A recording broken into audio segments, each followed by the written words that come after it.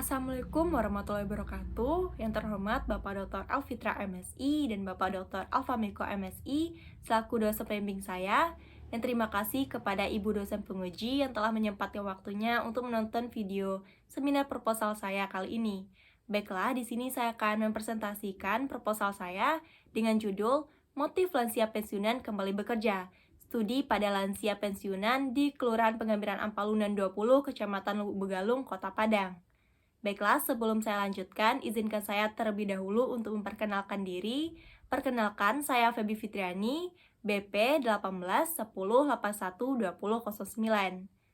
Langsung saja, saya akan melanjutkan pada bagian pertama, yaitu latar belakang. Baiklah, bagian pertama yaitu latar belakang. Indonesia telah menetapkan lanjut usia adalah mereka yang telah berusia 60 tahun ke atas. Hal ini telah dipertegas oleh Undang-Undang Nomor 13 Tahun 1998 dalam bab 1 ayat 2, yaitu lanjut usia adalah seseorang mencapai usia 60 tahun ke atas. Pada fase lansia ditandai dengan beberapa perubahan. Yang pertama itu perubahan fisik, yaitu tubuh mulai melemah. Sering terjadinya radang persendian ketika melakukan aktivitas yang cukup berat, indera penglihatan yang mulai kabur, indera pendengaran yang mulai berkurang, serta daya tahan tubuh yang menurun, sehingga lansia rentan terhadap penyakit. Sedangkan perubahan dari segi mental yaitu lansia sering merasa cemas, merasa takut akan timbulnya suatu penyakit ataupun rasa kesepian yang dialami oleh lansia tersebut. Sedangkan perubahan dari segi psikososial dapat dengan jelas kita amati pada lansia pensiunan. Pada usia produktif, seseorang akan berusaha untuk mencapai keberhasilan dalam pekerjaannya dengan ganjaran membentuk material ataupun non-material. Sedangkan ganjaran bentuk material yaitu jabatan, penghargaan, dan status sosial. Apabila seseorang telah mengalami pensiun, maka orang itu akan kehilangan pekerjaan, status, dan juga kehilangan teman.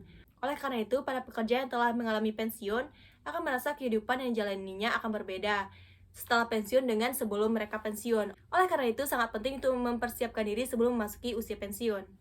Dari hasil sensus penduduk yang dilakukan oleh Badan Pusat Statistik Provinsi Sumatera Barat pada tahun 2020, bahwa jumlah penduduk Sumatera Barat mencapai 5,53 juta jiwa dengan jumlah penduduk laki-laki sebanyak 2,79 juta jiwa dan penduduk perempuan sebanyak 2,75 juta jiwa. Di sini dapat dilihat pada tabel yang telah saya sajikan mengenai jumlah penduduk Sumatera Barat pada tahun 2020 menurut kelompok umur dan jenis kelamin.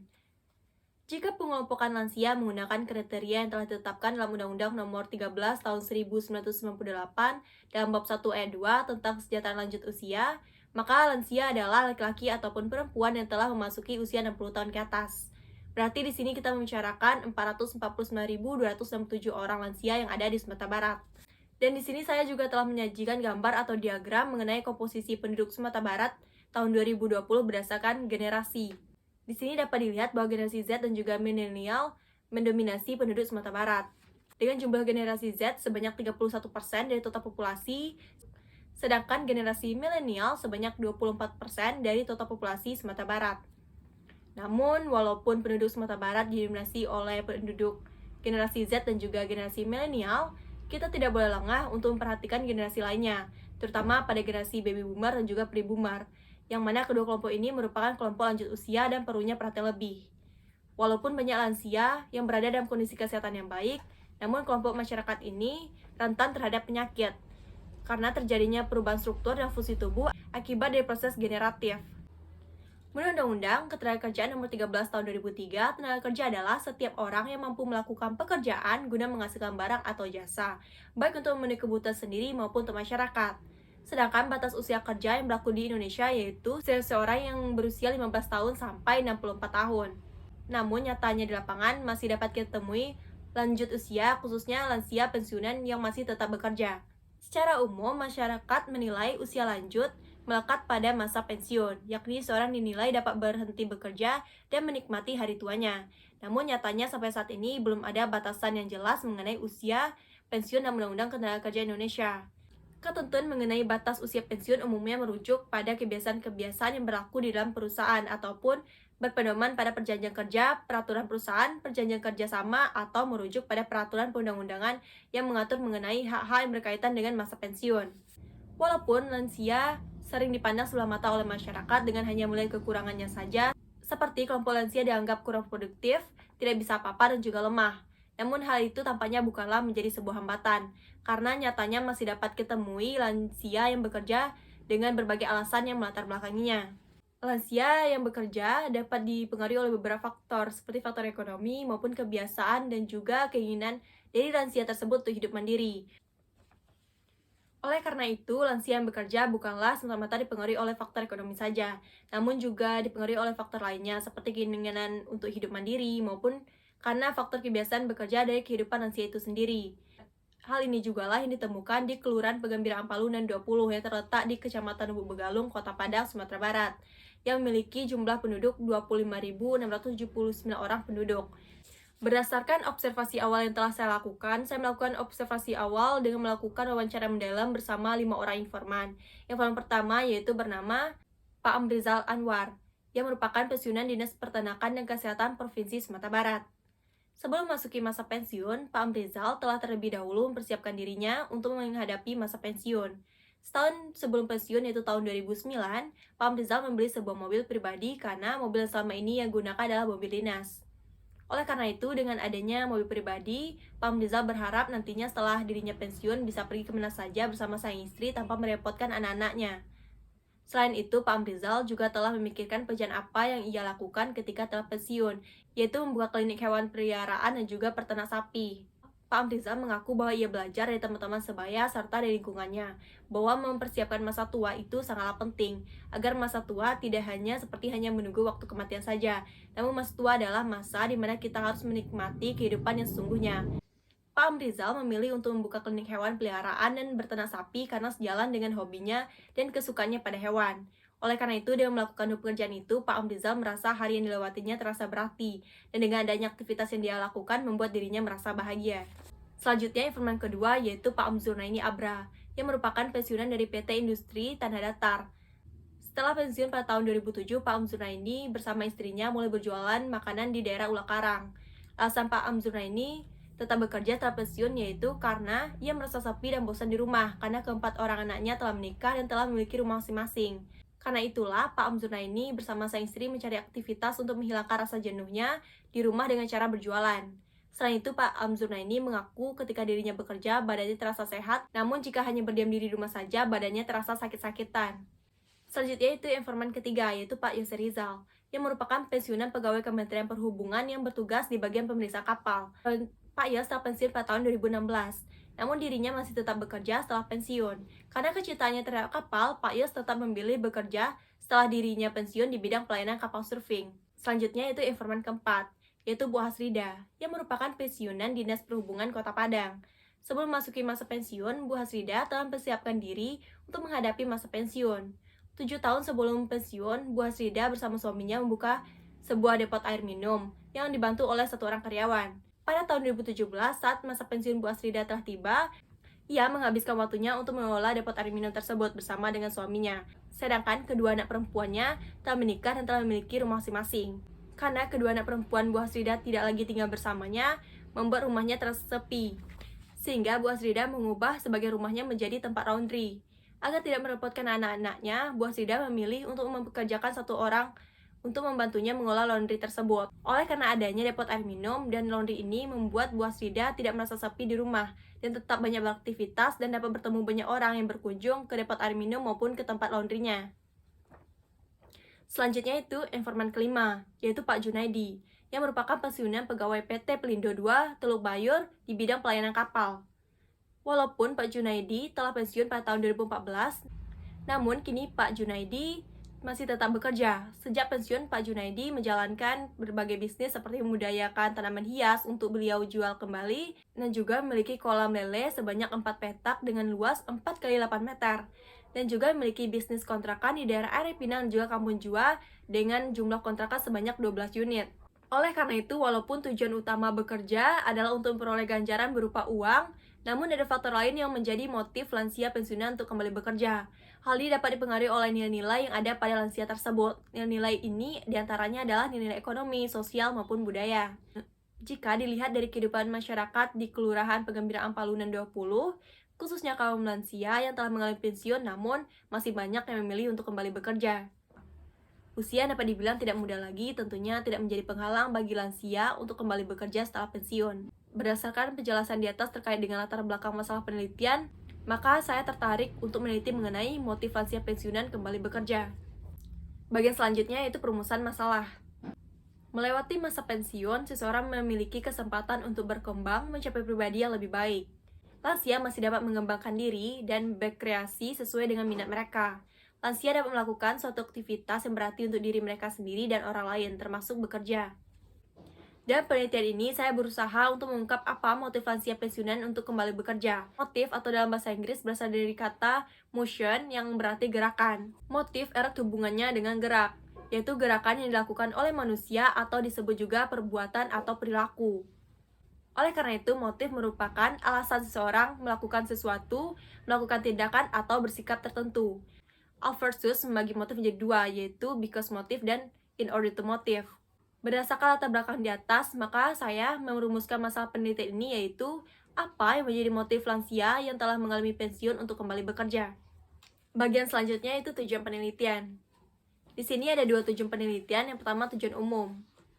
Tujuan umum dari penelitian ini untuk mengetahui apa yang menjadi motif lansia untuk memilih kembali bekerja setelah pensiun. Sedangkan tujuan khusus dalam penelitian ini yaitu pertama, mendeskripsikan because motif lansia pensiunan yang kembali bekerja. Kedua, mendeskripsikan in order to motif lansia pensiunan yang kembali bekerja. Ketiga, menggambarkan persiapan yang dilakukan oleh lansia sebelum memasuki usia pensiun. Yang keempat, mengetahui guna uang bagi lansia pensiunan yang kembali bekerja. Bagian selanjutnya yaitu manfaat penelitian. Di sini ada dua manfaat penelitian. Yang pertama, manfaat akademik. Secara akademik, penelitian ini diharapkan bisa memberikan kontribusi terhadap ilmu pengetahuan, khususnya berhubungan dengan sosiologi lansia, serta diharapkan dapat dijadikan sebagai sumber informasi bagi peneliti lain dengan tema sejenis. Selanjutnya, manfaat praktis. Yang pertama, bagi pembaca, guna memberikan gambaran mengenai motif lansia kembali bekerja setelah pensiun. Yang kedua, bagi peneliti, guna menambah ilmu pengetahuan dan wawasan peneliti serta dapat dijadikan acuan informasi serta sebagai bahan rujukan bagi penelitian berikutnya dengan tema penelitian yang sama. Yang ketiga, bagi pemerintah. Penelitian ini diharapkan dapat memberikan masukan kepada pemerintah dalam mengambil kebijakan mengenai kesejahteraan lansia, khususnya lansia yang berada di Kota Padang. Serta dengan adanya penelitian ini diharapkan pemerintah dapat menetapkan kebijakan khusus bagi pekerja lansia. Bagian selanjutnya yaitu tinjauan pustaka. Yang pertama, penurunan pada seseorang yang telah memasuki usia lanjut.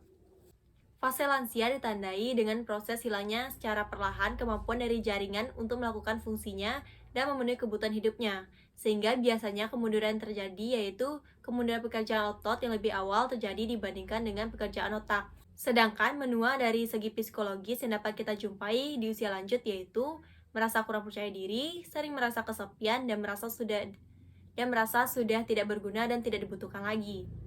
Perubahan secara psikologis ini berkaitan erat ketika masa pensiun. Walaupun tujuan ideal dari diadakannya pensiun agar para lansia dapat menikmati hari tuanya, namun kenyataannya sering diartikan sebaliknya. Hal ini dikarenakan pensiun sering diartikan sebagai kehilangan penghasilan, jabatan, kedudukan, status, dan juga kegiatan. Reaksi setelah seseorang menghadapi masa pensiun tergantung pada kepribadian dari orang tersebut. Agar pensiun lebih berdampak ke arah yang positif, sebaiknya ada masa persiapan pensiun yang benar-benar diisi dengan kegiatan-kegiatan yang mempersiapkan diri, yang dilakukan secara berencana, terorganisasi, dan terarah.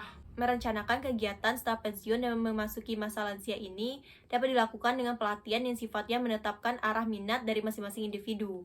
Misalnya seseorang yang tertarik di bidang wira swasta, maka sebelum ia memasuki usia pensiun, dia telah terlebih dahulu mempelajari bagaimana cara berwira swasta yang baik dan bagaimana cara membuka usaha sendiri dan lain sebagainya. Sedangkan menua dari segi fisik yang dapat kita jumpai pada lansia yaitu penglihatan serta pendengaran yang mulai menurun, kulit tampak mengendur, aktivitas tubuh yang mulai menurun, serta penumpukan lemak di bagian perut dan panggul. Indonesia telah menetapkan batasan usia tenaga kerja minimal 15 tahun tanpa batasan usia maksimal. Indonesia sendiri tidak menganut batas usia maksimal untuk bekerja karena Indonesia belum mempunyai jaminan sosial nasional. Oleh sebab itu, mereka yang telah pensiun masih dapat bekerja sehingga mereka masih digolongkan sebagai tenaga kerja. Tidak adanya batasan usia maksimal bagi pekerja inilah yang membuat para lansia yang telah pensiun masih dapat kita jumpai bekerja kembali. Selanjutnya yaitu konsep pensiun. Pensiun merupakan periode di mana seseorang telah diberhentikan atau menyudahi masa kerjanya karena telah memasuki usia lanjut. Pemberhentian ini atas keinginan dari perusahaan ataupun berdasarkan undang-undang dan juga keinginan dari pegawai itu sendiri. Pegawai telah memasuki periode pensiun, maka tidak akan memperoleh pemasukan bulanan. Namun, berhak atas dana pensiun yang besarnya telah diatur dalam undang-undang bagi pegawai negeri, sedangkan pegawai swasta telah diatur oleh perusahaan yang bersangkutan.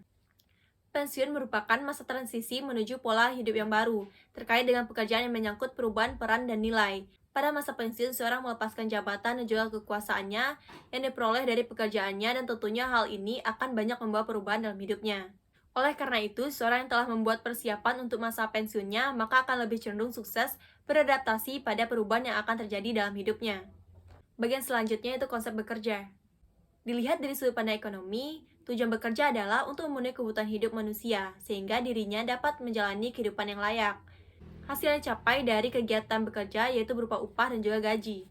Sedangkan bekerja dilihat dari sudut pandang sosial, merupakan suatu aktivitas yang dilakukan dalam upaya untuk mewujudkan kesejahteraan umum, terutama bagi keluarga dan masyarakat, dan juga untuk mempertahankan dan mengembangkan kehidupan. Bekerja merupakan suatu kegiatan yang melibatkan kesadaran manusia untuk mencapai tujuan yang sesuai dengan harapannya. Kesadaran untuk melakukan suatu aktivitas serta paham akan tujuan yang hendak dicapai merupakan hal terpenting dalam bekerja. Hal ini dapat dilihat dari pandangan masyarakat terhadap seseorang yang tidak bekerja. Orang yang belum atau tidak bekerja akan memiliki status sosial yang lebih rendah dibandingkan dengan orang yang telah bekerja. Hal inilah yang menyebabkan orang-orang sibuk untuk mencari kerja, karena ada rasa takut akan mendapat status yang rendah di dalam masyarakat. Bagian selanjutnya itu konsep bekerja lanjut usia. Menurut Yaumil Agus Archie, lansia merupakan seorang yang digolongkan ke dalam usia lanjut yang berpedoman pada usia kalendernya dan lazimnya bila dia berusia 50-60 tahun. Indonesia menetapkan lanjut usia adalah mereka yang berusia 60 tahun ke atas. Sehingga pekerja lanjut usia adalah tenaga kerja yang secara fisik dan psikis memiliki kemampuan dan produktif dalam menjalankan pekerjaannya untuk menghasilkan barang dan jasa dalam kelompok usia 60 tahun ke atas. Berdasarkan peraturan pemerintah nomor 43 tahun 2004, para lansia yang masih beraktivitas di pasar tenaga kerja disebut sebagai lanjut usia potensial. Selanjutnya, dalam pasal 3 ayat 1, ada upaya yang dilakukan oleh pemerintah untuk kesejahteraan lansia, yaitu pelayanan kesempatan kerja. Bagi pekerja yang telah memasuki usia lanjut, haruslah memiliki keterampilan yang dibutuhkan dalam pasar tenaga kerja agar dipekerjakan. Selanjutnya itu tinjauan sosiologis. Dan penelitian ini, saya memilih menggunakan teori fenomenologi yang dikemukakan oleh Aversus untuk menganalisis permasalahan dalam penelitian ini. Menurut pendapat Sus, bahwa tindakan manusia menjadi suatu hubungan sosial jika manusia memberikan arti atau makna tertentu terhadap tindakannya tersebut, dan manusia lain memahami tindakan itu sebagai suatu yang penuh arti. Sus tertarik mengkaji mengenai cara orang dan memahami kesadaran orang lain sementara orang itu hidup dalam aliran kesadarannya sendiri. Oleh karena itu, fenomenologi Sus berupaya agar memahami bagaimana manusia mengkonstruksikan makna dan konsep penting dalam kerangka intersubjektivitas. Intersubjektif merupakan tempat orang menciptakan realitas sosial sekaligus dibatasi oleh struktur-struktur sosial dan budaya yang sebelumnya sudah ada yang diciptakan oleh para pendahulu. Artinya, pemahaman kita mengenai dunia dibentuk oleh hubungan kita dengan orang lain. Sus berpendapat bahwa tindakan manusia menjadi suatu hubungan sosial bila manusia memberikan makna tertentu terhadap tindakan dan manusia lain memahami tindakan tersebut sebagai sesuatu yang penuh arti. Menurut Sus, cara yang dapat dilakukan untuk menggali makna dari tindakan manusia adalah dengan cara mengetahui motifnya. Motif berkaitan dengan alasan perilaku yang mendasari suatu tindakan. Sus membagi motif menjadi dua, yaitu yang pertama, because motive. Because motive adalah yang melatar belakangi seseorang untuk melakukan sesuatu tindakan tertentu yang merujuk pada pengalaman masa lalunya. Suatu tindakan tidak akan muncul begitu saja, namun melalui proses yang panjang dan memerlukan pertimbangan baik ekonomi, kondisi sosial, budaya, dan norma etika agama, dengan dasar tingkat kemampuan pemahaman diri sendiri sebelum melakukan suatu tindakan. Yang kedua, inordinate motive, yaitu sesuatu yang merupakan tujuan yang digambarkan sebagai maksud, rencana, harapan, minat, dan sebagainya yang berorientasi pada masa depan. Sejalan dengan permasalahan yang akan saya teliti, yaitu mengenai motif lansia pensiunan kembali bekerja, dan teori fenomenologi yang dikemukakan oleh Aversus membahas mengenai because motive dan inordinate motive, yang dapat menggali makna dari tindakan manusia. Untuk itu, saya dapat mengungkapkan motif lansia pensiunan kembali bekerja dengan cara mengungkapkan makna dari tindakan yang dilakukan oleh para lansia melalui aspek because motive atau motif sebab, yaitu yang melatar belakangi lansia untuk memilih kembali bekerja setelah pensiun, yang mana hal ini merujuk pada pengalaman dari masa lalu individu tersebut. Dan yang kedua yaitu inordinate motive atau motif tujuan, yaitu tujuan yang hendak dicapai dari tindakan yang ia lakukan. Bagian selanjutnya itu penelitian relevan. Di sini saya mengambil 5 penelitian relevan, yaitu yang pertama penelitian yang dilakukan oleh Dian Andriati pada tahun 2013 dengan judul Makna Kerja bagi Pedagang Lanjut Usia atau Lansia di Pasar Brosot, Kulon Progo. Hasil dari penelitian ini mengungkapkan bahwa makna kerja bagi pedagang lanjut usia terbagi dua, yaitu yang pertama faktor pendorong yang memotivasi lansia bekerja di pasar meliputi faktor ekonomi, sosial, dan juga keturunan. Sedangkan yang kedua, ada tujuan yang hendak dicapai seperti keinginan untuk dirasa dibutuhkan dan dianggap oleh orang lain dan juga keinginan untuk hidup mandiri. Adapun persamaan penelitian saya dengan penelitian ini, yaitu penelitian ini sama-sama menggunakan metode penelitian kualitatif dan juga sama-sama meneliti mengenai lansia bekerja. Sedangkan perbedaan dalam penelitian ini yaitu pada penelitian saya tidak mengkaji mengenai makna kerja, melainkan motif lansia pensiunan kembali bekerja. Dan juga lokasi penelitian ini dilakukan di Pasar Brosot, Kabupaten Kulon Progo. Dan juga tahun penelitian juga berbeda, di mana tahun penelitian ini dilakukan pada tahun 2013. Dan juga teori yang digunakan dalam penelitian ini yaitu teori interaksionisme simbolik milik Herbert Blumer. Sedangkan teori yang saya gunakan adalah teori motif dari Alversus. Selanjutnya, penelitian kedua yang dilakukan oleh Ayunira pada tahun 2017 dengan judul Makna Kerja bagi Pedagang Lanjut Usia di Pasar Baru Lorong, Gambir, Kota Tanjung Pinang. Hasil dari penelitian ini mengungkapkan bahwa pedagang lanjut usia memaknai pekerjaan sebagai suatu yang berharga. Selain untuk memenuhi kebutuhan ekonomi, bekerja dimaknai dengan kegiatan ibadah, bertanggung jawab, dan memanfaatkan waktu luang di hari tua. Adapun persamaan dalam penelitian ini yaitu sama-sama menggunakan metode penelitian kualitatif dan sama-sama meneliti mengenai lansia bekerja.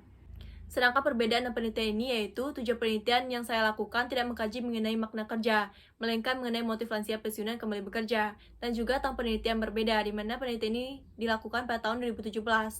Dan juga teori yang digunakan juga berbeda. Dalam penelitian ini menggunakan teori interaksionisme milik Herbert Blumer, sedangkan penelitian yang saya lakukan menggunakan teori motif milik Alversus. Selanjutnya, penelitian relevan yang ketiga yaitu yang dilakukan oleh Hendrik Wildana pada tahun 2017 dengan judul Motivasi dan Upaya Lanjut Usia atau Lansia Bekerja di Kecamatan Bondowoso, Kabupaten Bondowoso. Hasil dari penelitian ini mengungkapkan dua faktor yang menjadi motivasi lansia bekerja, yaitu motif intrinsik dan juga motif ekstrinsik.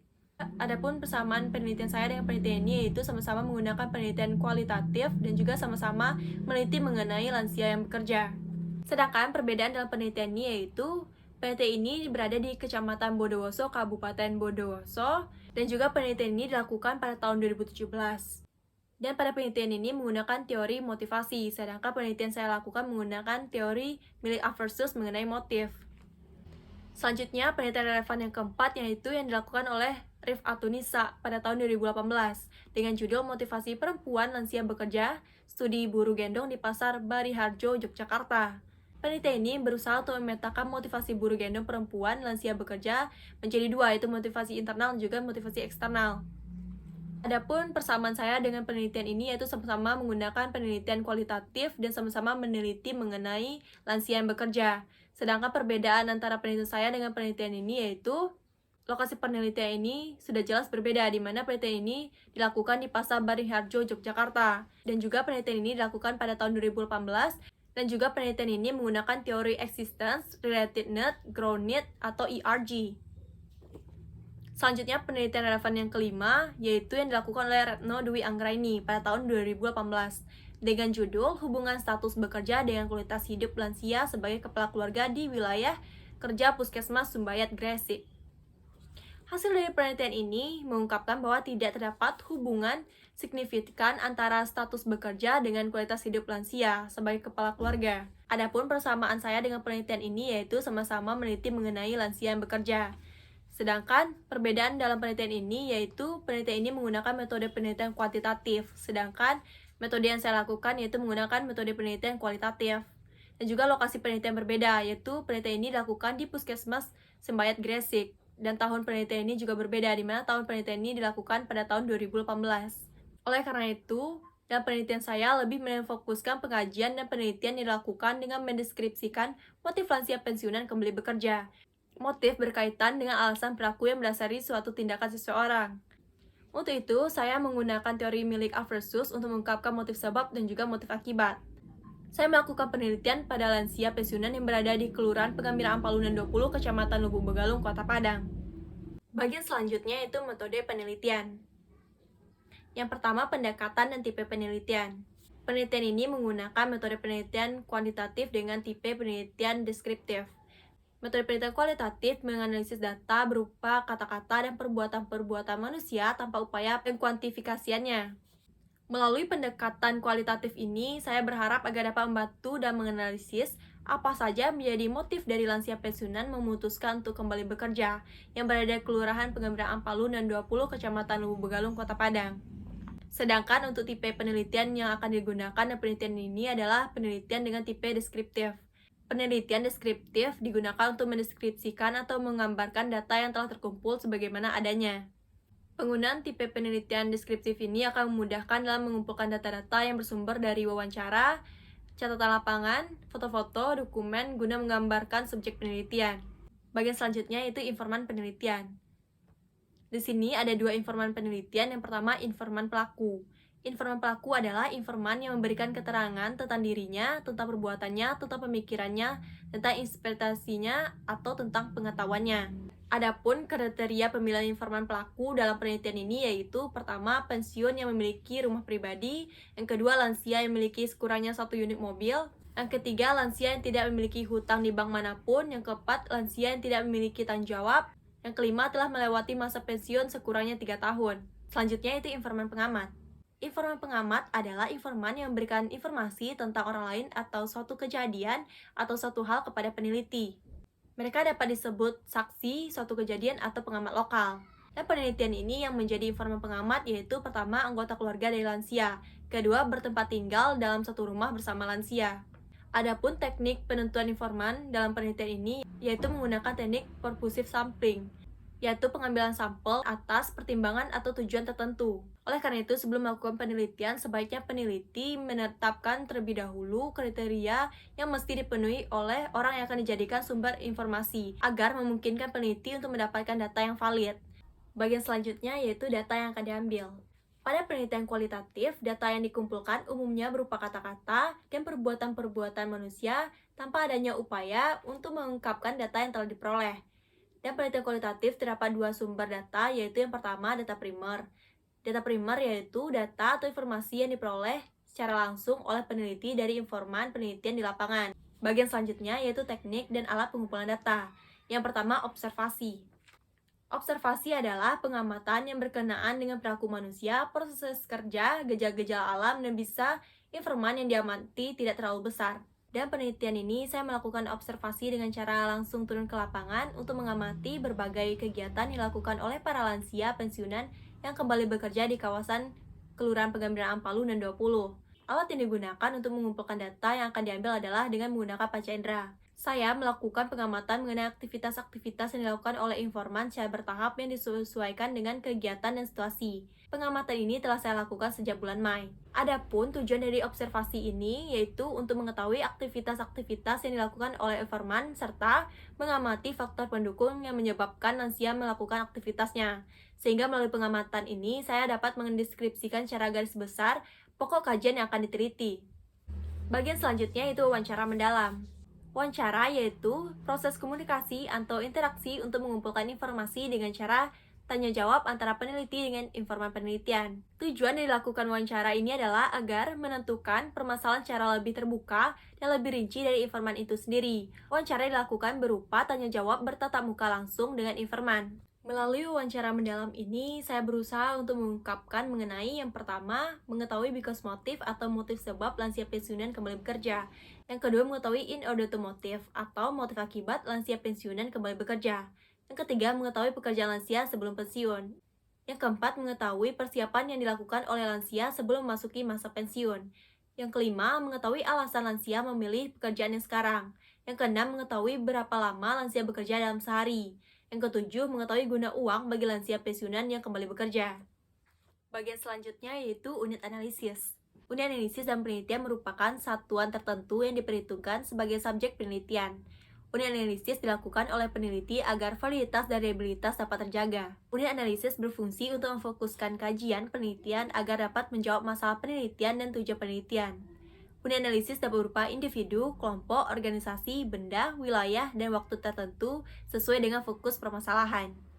Dalam penelitian ini, unit analisis dan penelitian sosial bisa berupa individu, di mana individu yang dimaksud adalah seseorang yang telah menginjak usia 60 tahun ke atas, atau seseorang yang telah tergolong dalam kelompok usia lanjut yang sudah mengalami pensiun dari pekerjaan sebelumnya namun memilih untuk kembali bekerja. Bagian selanjutnya yaitu analisis data.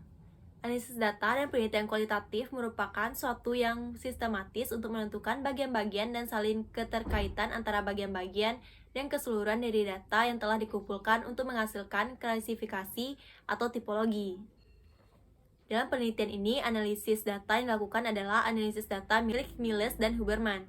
Menurut Miles dan Huberman, secara garis besar membagi analisis data dalam penelitian kualitatif ke dalam 3 tahap. Yang pertama yaitu reduksi data, yaitu pada tahap ini akan dilakukan perkodian terhadap data.